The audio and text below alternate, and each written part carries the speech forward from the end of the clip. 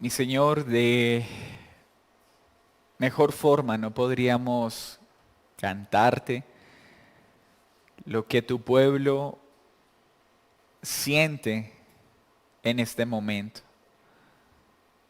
Te necesitamos, Señor.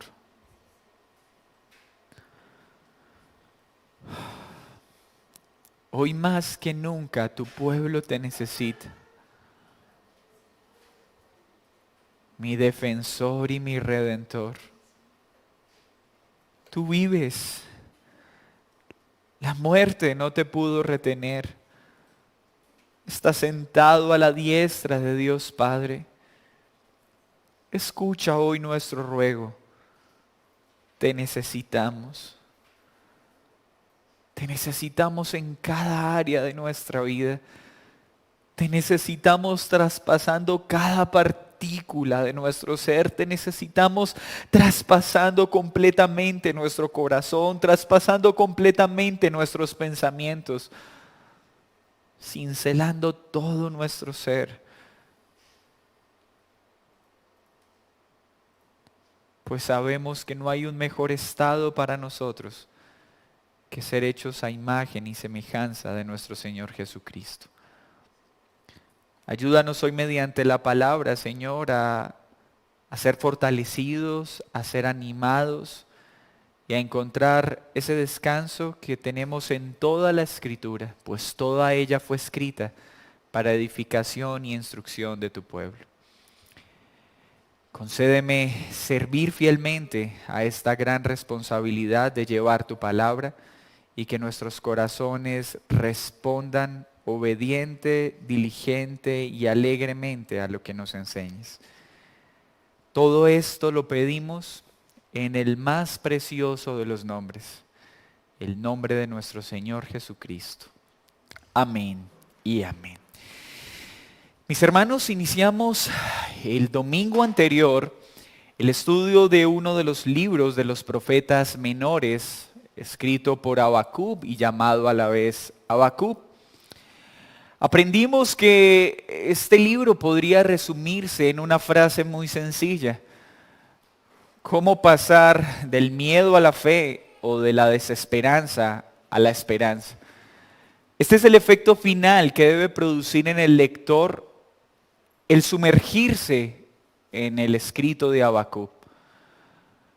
Este libro es especial para que todo aquel que se haya desesperado o angustiado pueda ser afirmado en la fe de un Dios soberano que usa las más extrañas providencias para cumplimiento de sus propósitos. Este libro debe producir en el lector pasar de un estado de desesperanza a un estado de total esperanza y confianza en el Dios vivo y verdadero. Y vimos que el libro inicia con un ruego, con un clamor del profeta, un siervo de Dios que está abrumado por la iniquidad, por la maldad y por la perversidad que hay alrededor. Pero no solo la maldad y la perversidad de las naciones, sino la maldad y la perversidad del mismo pueblo de Dios. El profeta sabe que la consecuencia de vivir de esta forma es la disciplina de un Dios santo.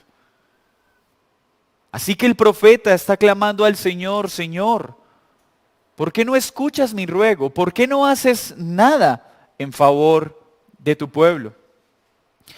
Y vimos que en esos primeros pasajes el profeta está experimentando la sensación del aparente silencio o la aparente inactividad de Dios.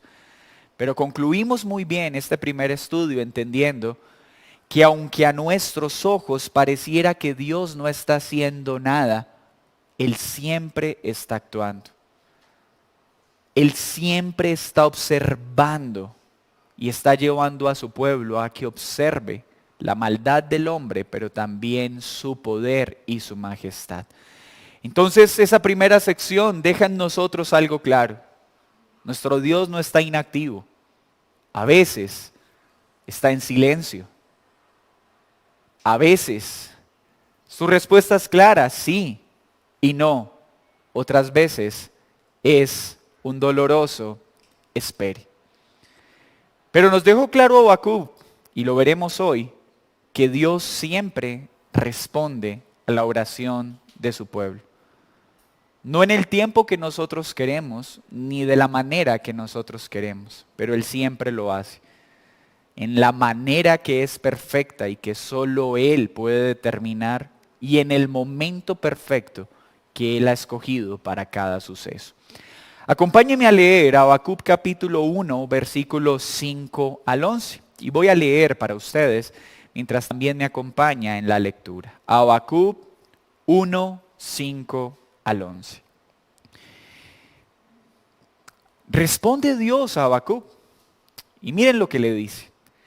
Mirad entre las naciones y ved, asombraos, porque haré una obra en vuestros días que aun cuando se os contare, no la creeréis. Porque he aquí, yo levanto a los caldeos, nación cruel y presurosa, que camina por la anchura de la tierra para poseer las moradas ajenas. Formidable es y terrible, de ella misma procede su justicia y su dignidad. Sus caballos serán más ligeros que leopardos y más feroces que lobos nocturnos, y sus jinetes se multiplicarán. Vendrán de lejos sus jinetes y volarán como águilas que se apresuran a devorar. Toda ella vendrá a la presa, el terror va delante de ella y recogerá cautivos como arena. Escarnecerá a los reyes y de los príncipes hará burla. Se reirá de toda fortaleza y levantará terraplén y la tomará. Luego pasará como el huracán y ofenderá atribuyendo su fuerza a su Dios. Ay, Señor, gracias porque tú respondes a nuestras oraciones y nuestros ruegos. Pero por favor ayúdanos a confiar en ti, aun cuando tus respuestas no son conforme a nuestra lógica o a nuestros criterios. Te lo rogamos en el nombre de Jesús. Amén y amén. El título de esta enseñanza es Las inesperadas providencias de Dios. Las inesperadas providencias de Dios. Y hay dos cualificaciones que mencionamos continuamente a través de las Escrituras con respecto al carácter de Dios. Primero, que Él es soberano. Y la soberanía tiene que ver con su señorío sobre todas las cosas. Pero cuando hablamos de la providencia de Dios, estamos hablando de los instrumentos, de los medios que Él usa para cumplir su soberanía, para ejercer su soberanía. Las providencias son esos medios, esos instrumentos a través del cual el único y perfecto decreto de Dios se cumple. Como lo dije en la introducción, Dios siempre responde. A veces su respuesta es un claro sí. A veces un rotundo no. Y otras veces sencillamente espera. Pero cuando es momento de esperar, nuestro corazón siempre corre el riesgo de creer que Dios está inactivo o es indiferente con su pueblo. Pero aún en su silencio y en su aparente inactividad, ha quedado claro que Él siempre está haciendo algo perfecto en nosotros y a través de nosotros. Así no sea tangible a nuestros ojos. Así las cosas alrededor no parezcan mejorar, Dios está al control de ellas, pues Él siempre está obrando y velando por sus hijos. El profeta ha elevado una oración. Dios ahora responde esa oración, pero lo hace dando a conocer una inesperada providencia para el profeta. Veremos entonces ese instrumento que Dios usa para dar respuesta a la oración de Habacuc. Ese instrumento para consumar su disciplina. Desde el versículo 6 al 11 veremos esta clara descripción. En esta misma dinámica veremos que es Dios el autor de la disciplina solicitada. Veremos las características de este pueblo escogido como instrumento de manera providencial por Dios y la misión de este instrumento. A veces Dios responde entonces a nuestra oración de una forma que no se hubiera pasado por nuestra mente. Esto más que nada fue lo que espantó a Habacuc. Habacuc se llenó de zozobra, de angustia, no por la respuesta de Dios, sino porque su respuesta no encajaba en lo que tenía en su mente, cosa común a nuestro entendimiento. Por un largo tiempo, Dios parecía no responder en absoluto a la oración de Habacuc. Luego, cuando contesta, lo que Dios dice aparenta ser más confuso que el silencio anterior a su respuesta. Lo que dice parece ser más misterioso que el silencio ante los ruegos de Habacuc. Habacuc sabía algo. Dios tarde o temprano iba a castigar a la nación. Pero su clamor rogando que Dios disciplinara a la nación era la esperanza de que luego de la disciplina vendría un gran avivamiento. Pues siempre que el pueblo era disciplinado, el pueblo se arrepentía, se volvía a Dios y venía un gran avivamiento. El profeta entonces le está diciendo: oh Dios, disciplina a tu pueblo para que venga ese avivamiento anhelado. Cuando Dios le dijo que iba a levantar al ejército caldeo o a los babilonios para arrasar y destruir las ciudades de Israel, esto fue sin duda lo último que hubiera imaginado Habacuc. Utilizar un pueblo pagano y perverso para disciplinar al pueblo santo de Dios. Sin embargo, esto fue lo que Dios le dijo. Y más aún fue lo que Dios efectuó. Así que lo primero que vemos en esta escritura es que hay respuestas de Dios que no son agradables al corazón del hombre. Y mire lo que dice el versículo 5. Mirad entre las naciones y ved, asombraos, porque haré una obra en vuestros días, que aun cuando se os contare, no la creeréis. ¿Qué sería hoy lo que anunciarían los profetas modernos? Habacuc está hablando de algo que traerá sorpresa al pueblo. Y les dice: alto y observen, lo que Dios va a hacer ustedes ni siquiera lo creerán.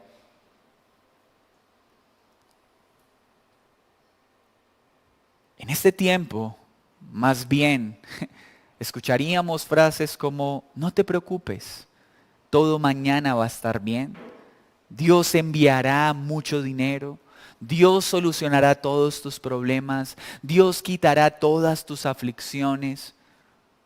Pero ¿será esto mismo lo que Dios comunicará al profeta para decir al pueblo? Lo primero que está haciendo acá Dios es decirle a las naciones y particularmente a su pueblo: mirad. No le está diciendo haz algo, mirad. Y vas a ver y vas a quedar asombrada por la obra que haré delante tuyo, que no la podrás ni siquiera creer. ¿Qué empieza haciendo Dios en su respuesta? Se presenta como soberano Señor. Y le está recordando a su hijo Habacuc el humilde lugar que Habacuc tiene en el plan de Dios. Es Dios quien determina las cosas, los tiempos y las formas. El hombre en muchas circunstancias tendrá solo que detenerse a mirar y contemplar el actuar de un santo Dios. Dos cosas que cuestan demasiado al hombre, pues no queremos esperar ni queremos contemplar la obra de Dios. Queremos actuar, queremos hacer las cosas a nuestra manera y en nuestro tiempo. Somos expertos en decirle a Dios lo que tiene que hacer y cómo debe hacerlo y en el momento que debe hacerlo. Pero lo primero que le dice Dios a Habacuc es: mira, observa.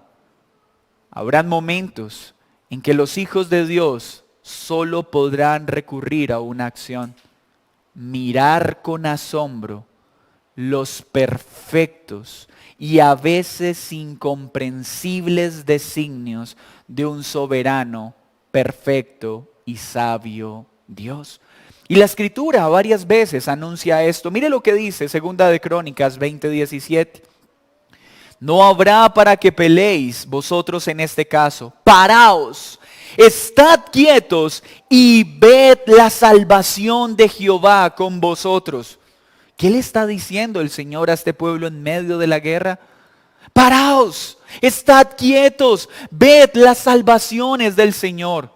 Muchas circunstancias en nuestra vida solo nos recordarán que solo podemos ser espectadores del poder de Dios, porque nuestra humilde y débil condición nos imposibilita para hacer algo o transformar las circunstancias. Sin caer en un estado fatalista, el creyente en repetidas ocasiones deberá entender que por más que haga, que por más que ore, a sus ojos nada sucederá.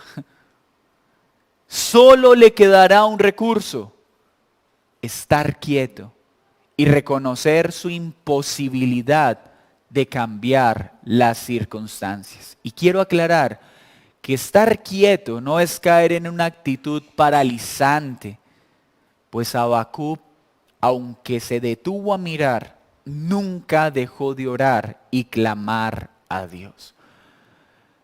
Esta providencia inesperada para dar respuesta a lo que Habacuc solicitó era un pueblo perverso. Este fue el instrumento que Dios escogió. Dice que era un pueblo malvado, un pueblo apartado totalmente de Dios. ¿Y quién no quiere las respuestas a sus oraciones? ¿Quién no anhela recibir respuesta a sus súplicas? Pero qué difícil es cuando estas respuestas no se ajustan a nuestra lógica. El texto nos muestra que Habacuc quería que el pueblo fuera disciplinado, sí. Quería que hubiera un gran avivamiento, sí. Pero nunca esperó que fuera un pueblo pagano el instrumento que Dios utilizaría.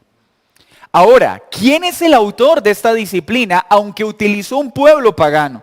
El autor de esta disciplina es Dios. Mire lo que dice el versículo 6 en la parte A. Porque he aquí yo levanto a los caldeos. ¿Quién los levanta? Dios lo levanta. ¿Cómo?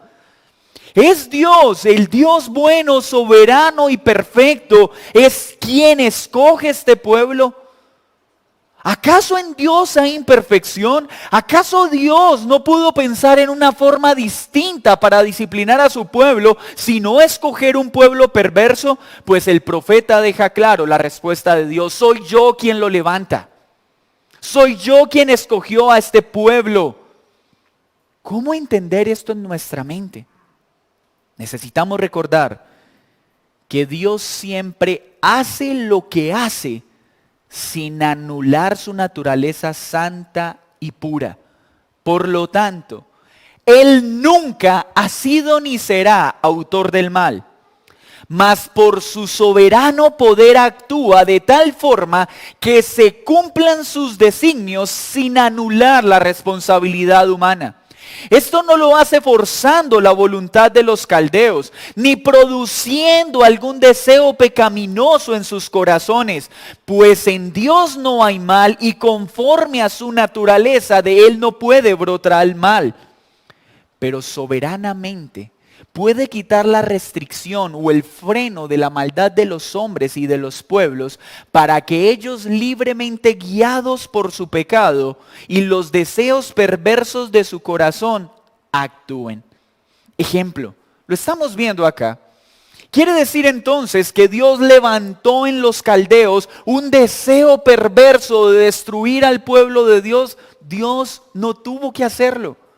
En el corazón de los caldeos ya había un deseo por destruir a todos los pueblos, pero el Dios soberano restringía su maldad para que no pudieran dañar a Israel.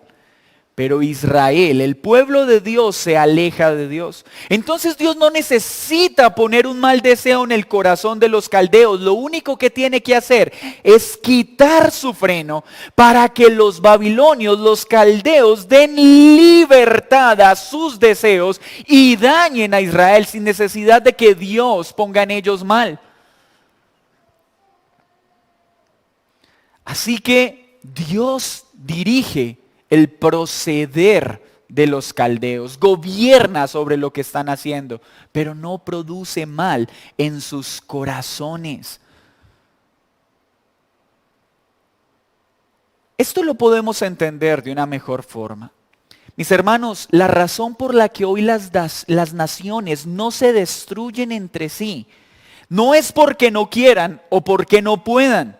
Es porque Dios restringe, Dios pone un freno a la maldad de los pueblos. Pero en diferentes momentos de la historia, Dios libre y voluntariamente, conforme a su plan perfecto, quita el freno de una nación. No pone deseo en esa nación de dañar a otra nación, quita la restricción. Y cuando Dios quita esa restricción, ese pueblo entonces, movido por sus deseos perversos, atenta contra otro pueblo. ¿Dios lo permitió? Sí. ¿Está dentro de sus planes? Sí. ¿Pero es Dios quien pone ese deseo de hacer lo malo? No. Ya estaba en el corazón de los pueblos. Ya está en el corazón del hombre el hacer mal. Lo que hace Dios es, conforme a su plan, quitar esa restricción en diferentes momentos de su historia para cumplir su propósito perfecto. Así que, ¿por qué antes Judá no había sido dañado? Porque Dios le guardaba y le protegía. Pero ahora que se ha apartado, Él quita su restricción y los caldeos dan rienda suelta a sus deseos. Miremos entre el versículo 6 y 8 cuáles son las características del instrumento usado en la providencia de Dios. Queda claro que el pecado de Judá no pasaría desapercibido. Muchos piensan que Dios pasa por alto el pecado de los hombres, y esto no es cierto. La justicia no había muerto, ni estaba dormida. La disciplina era inminente. La corrección estaba en camino. Pero la sorpresa fue que el castigo que vino para Judá no correspondía a lo que había en sus mentes. No era difícil creer que el castigo llegaría. Lo que era increíble era el canal a través del cual llegaría en este momento los caldeos. Un pueblo pagano, un pueblo cruel que se apropiaba de tierras ajenas, fuerte, terrible, guiados por sus propias ideas de justicia y dignidad, con mano armada, con brazo poderoso, veloz, rápida para devorar a quienes le rodeaban. Qué temible un pueblo así. ¿Sería el instrumento que tú escogerías para ser tratado y cincelado? ¿Quién escogería a alguien malo y perverso para ser tratado y formado en su carácter? Pues si tuviéramos la oportunidad de escoger un tutor o un cincel, sin duda escogeríamos al más amoroso y tierno de los hombres para que con paciencia y cuidado nos guiara hacia la verdad. Pero hay momentos que en el designio y el decreto de Dios, pues teniendo la facultad para poner a alguien con estas características, usa personas que aman el pecado, que se deleitan en la maldad, para tratar en nosotros cosas que de otra forma no podrían ser tratadas. Así nosotros no podamos entenderlo. ¿Y qué debía hacer este pueblo malvado y perverso? Pues vendría sobre Judá como presa, la aterrorizaría, tomaría cautivo cautivo un número incalculable de personas, tan numerosos como la arena. Los reyes del pueblo de Dios serían humillados, los príncipes serían burlados, y aparte de eso, la victoria a los caldeos se la atribuirían a un Dios falso. ¡Qué humillante! ¡Qué vergonzosa disciplina! Un pueblo pecador siendo usado para tratar al pueblo escogido de Dios. Los que se creían buenos, santos y especiales, siendo ahora pulidos por malvados pecadores. Mis hermanos, las inexplicables providencias de Dios son un gran instrumento para destrozar nuestra autosuficiencia, nuestro orgullo, y son eficaces para recordarnos que sin la intervención de Dios en nuestro favor, nada podemos hacer. Aún las acciones malvadas de los hombres perversos cumplen un propósito en el decreto perfecto de Dios, pues todo lo que sucede encaja perfectamente en lo que Dios ha establecido.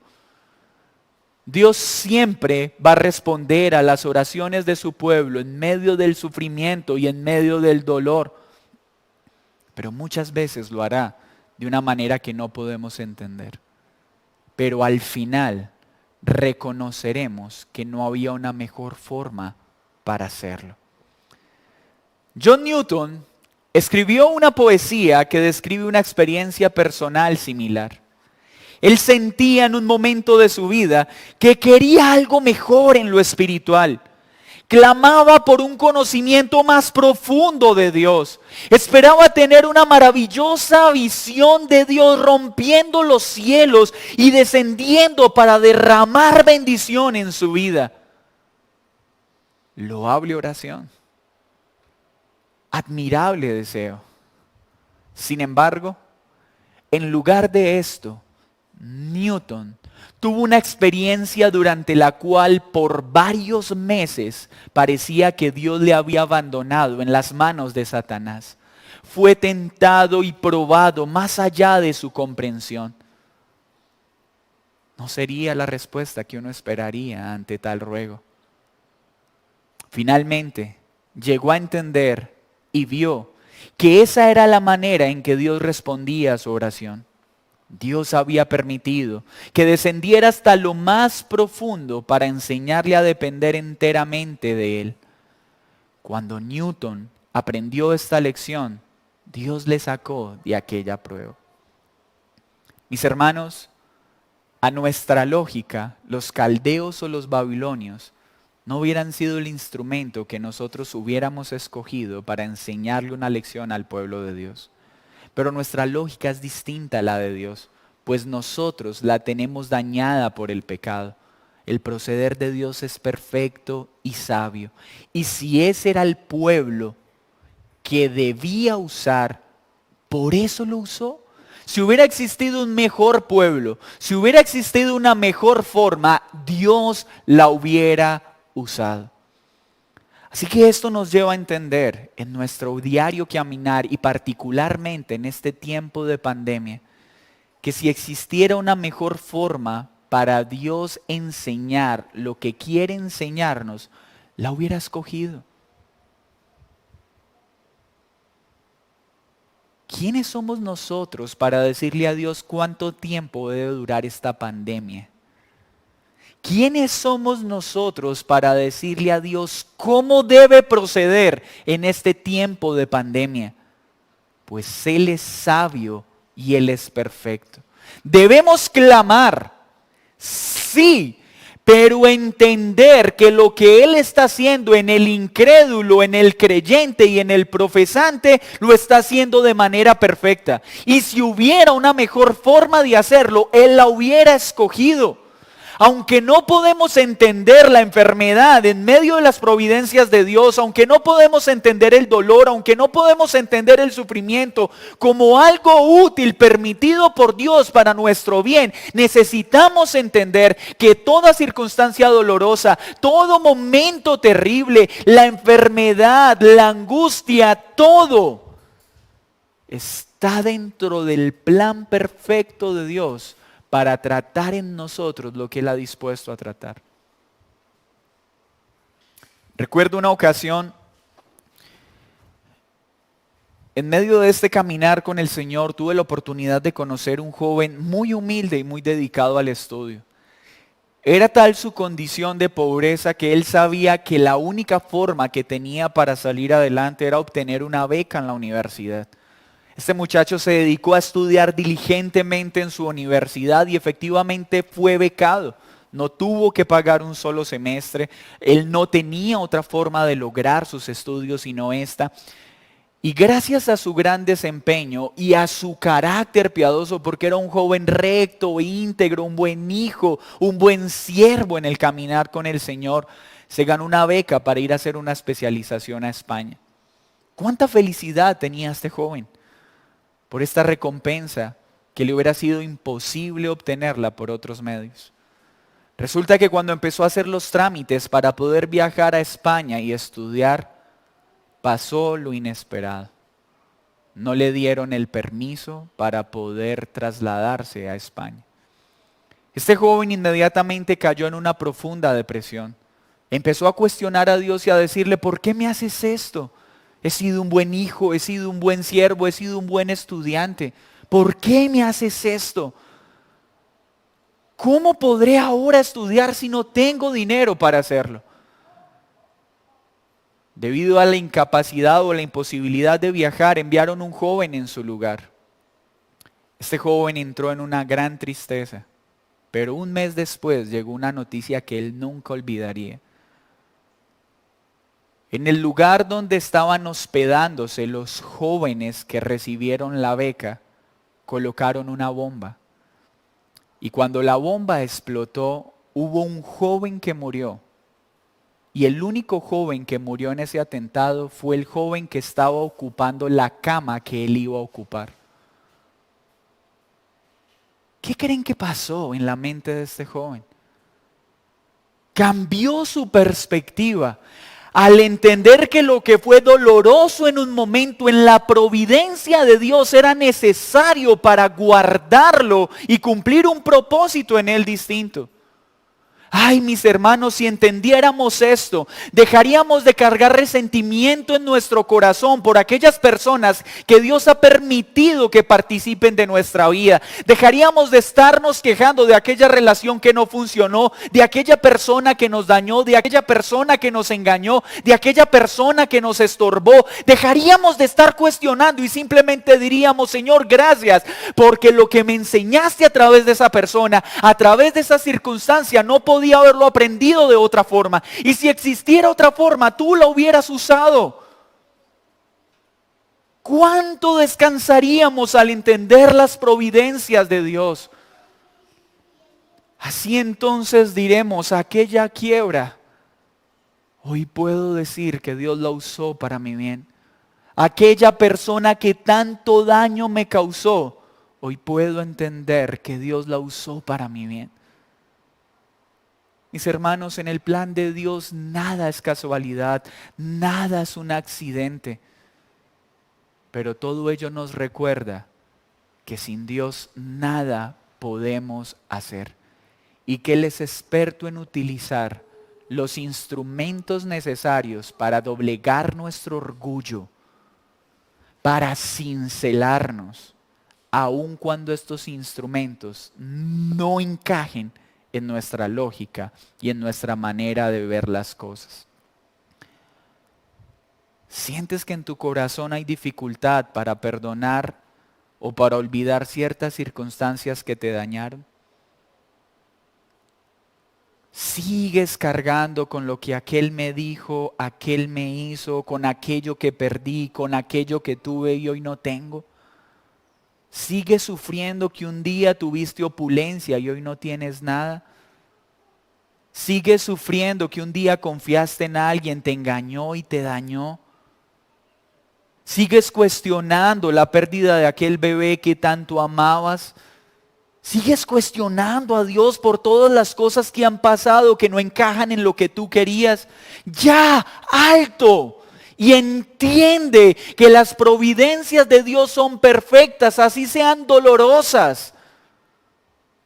Y un día entenderemos que no había una mejor forma de aprender lo que aprendimos. Así que esta sección, mis hermanos, nos enseña varias cosas. Dios nunca pasa por alto la maldad. Aunque parezca inactivo, su juicio y su disciplina sobre el pecado siempre vendrá. Cuando miramos alrededor, lo veíamos el domingo pasado, a veces tendremos la sensación de, Señor, ¿y cuánto tiempo vas a permitir esto? El tiempo que sea necesario, conforme a su propósito eterno. El tiempo que sea necesario. Mis hermanos, ¿cuánto va a durar esta pandemia? El tiempo que sea necesario en el propósito perfecto de Dios. ¿Cuándo vamos a poder reunirnos? Cuando en el tiempo de Dios Él determine que sea el momento de hacerlo. Pero es que duele. ¿Pero acaso Dios puede tratar nuestro corazón teniendo imposibilidad para reunirnos? Sí. Porque Dios puede tratar nuestro corazón a través de todas las circunstancias. Porque nada se escapa de su perfecto plan. Y lo hará, aunque la forma y el tiempo no lo podamos entender. Estás pasando por una situación compleja, estás sufriendo. Sientes que llevas tiempo orando y clamando por lo mismo y nada pasa. Sientes que Dios está inactivo, mi hermano. La palabra hoy nos enseña, no está inactivo. Ahora, Dios te va a responder, pero prepárate, porque no siempre va a ser en el tiempo deseado, ni de la forma deseada. Él nunca se equivoca. Nada en tu vida, aún tus propias acciones pecaminosas efectuadas libre y voluntariamente por causa de tu maldad, tienen un propósito dentro del plan eterno que Dios tiene para tu vida. Todo, nada es inútil en los brazos de un Dios santo. Hoy somos testigos de un gran colapso económico y social en los pueblos. Hoy vemos cómo el hombre está entendiendo cuán minúsculo es ante los designios de Dios, pero también está entendiendo que separado de Él nada podemos hacer. Muchos creyentes se están dando cuenta que su confianza en Dios no era en Dios, sino en sus riquezas, en su bienestar y en su salud. Y ahora muchos creyentes lo han perdido todo. Muchos creyentes se han visto tocados en su salud. ¿Y qué ha sucedido? Su confianza en Dios se ha venido abajo. ¿Por qué? Porque la confianza nunca estuvo en Él, sino en la comodidad de sus bienes. Mis hermanos, que el Señor nos ayude para que no sea necesario tener que perderlo todo para entender que nuestra confianza nunca estuvo en Él, sino en lo que teníamos. Que no sea necesario tener que experimentar enfermedad para darnos cuenta que nuestra tranquilidad no estaba en Dios, sino en nuestro bienestar físico. Pero si en la providencia de Dios estuviera a experimentar hambre o enfermedad, ¿qué haremos? Descansaremos en que a través de ello aprenderemos lo que el Señor ha determinado tenemos que aprender. Y al final, todos seremos como Cristo. Pero la Biblia está llena de providencias inentendibles. ¿No sucedió esto con los apóstoles? Cristo, el Mesías, morir en una cruz. Esto no tiene sentido en la lógica humana. Los discípulos creyeron por un instante que el Mesías no era el Mesías y había sido derrotado. No podían entender la muerte en la cruz. No encajaba en la lógica humana de su Mesías y su Salvador. Pero esta fue la forma que Dios determinó porque era perfecta y no había una mejor forma que esta. Pues solo a través de la cruz y un Dios hecho hombre sin pecado, un pueblo esclavo del pecado fue liberado. Un pueblo pecador fue lavado y limpiado de su maldad. Fue a través de la locura de la cruz que esclavos rumbo a su perdición recibieron vida eterna.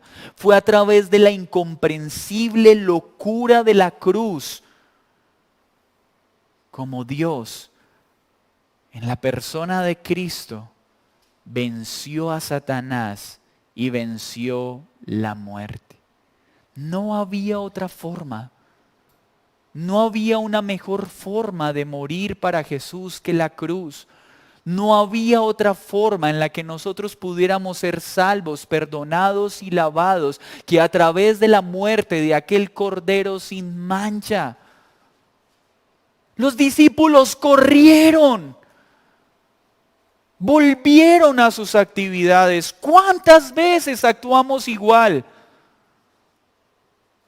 Cuando Dios actúa de una forma contraria a nuestros pensamientos, corremos, huimos, nos desanimamos, nos frustramos. Mis hermanos, Dios es perfecto. Él no se equivoca. Él llega en el momento adecuado y de la manera adecuada. Así que gracias a Dios por cada persona que ha sido usada en las manos de Dios para cincelar nuestro carácter. Así haya dolido, así haya traído sufrimiento. Gracias Dios, porque todas las experiencias pasadas y todas las que han de venir hacen parte de las providencias que tú determinaste para que tu santo propósito en mí se cumpla. ¿Es incomprensible muchas veces el proceder de Dios? Sí. ¿No fue difícil para Noé construir un arca en medio de un lugar seco? ¿No fue difícil para Naamán tener que sumergirse 7 veces en el agua en ríos más sucios de los de su propia región? No es incomprensible para nosotros que es necesario morir primero para poder tener vida. La lógica de Dios no se ajusta a la nuestra, pero es perfecta. Así que mis hermanos, miremos a la cruz, la locura de la cruz. Por eso es tropiezo para muchos y salvación para otros. Porque es difícil concebir al hombre que el Salvador fue clavado en una cruz. Pero es a través de un hombre clavado en una cruz, muerto y resucitado, que los muchos son salvos. Así que todo lo que venga, recibámoslo con gratitud. Pues el Dios soberano está operando eficazmente a través de todo lo que sucede. Señor, muchas gracias. 2 domingos afirmando nuestra esperanza al entender de que aunque parezcas estar inactivo muchas veces a nuestros ojos, nunca lo estás.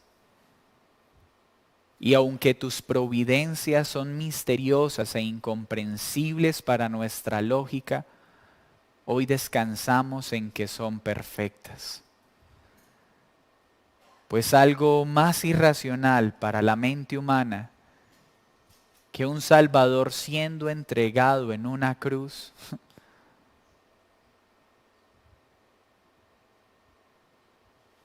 no veremos. Pero al entender lo que hiciste, podemos ver que fue perfecta la obra que determinaste para salvarnos. Que no hubo un milímetro de error. Que no hubo falla en tiempo ni forma. Que no era antes ni después. Ahora podemos mirar y decirte gracias por cada momento Gracias por cada oración que has respondido, aunque no haya sido en la forma que queríamos ni en el tiempo deseado. Y gracias porque muchas de las oraciones que hoy elevamos y aún parecen no tener respuesta, un día lo tendrán. Y cuando suceda, será en el tiempo indicado. Si dices sí, lo recibiremos con alegría. Si dices no, concédenos la humildad para atender tu no. Y si nos dices que esperemos, que aprendamos a ser espectadores de lo que tú haces y no a querer interferir con lo que tú has determinado. Enséñanos a esperar paciente y confiadamente en ti. Perdónanos por las veces que hemos cuestionado las personas o las situaciones que has usado para tratarnos. Perdónanos. Porque si hubiera existido una mejor forma para tratar en nosotros lo que tenías que tratar, la hubieras usado. Muchas gracias. Pero también, Dios, gracias por la disciplina. Gracias porque así como lo hiciste con tu pueblo, lo haces con nosotros. Tendremos días en que estaremos del lado de Habacuc orando para que hagas justicia. Pero habrán otros días en que por la oración de otros y por nuestra ceguera ante nuestro propio pecado, seremos disciplinados para permanecer en el camino que nos has tratado. Te alabamos, te glorificamos por los siglos de los siglos. Amén y amén. Que el Señor les bendiga y que tengan una feliz semana.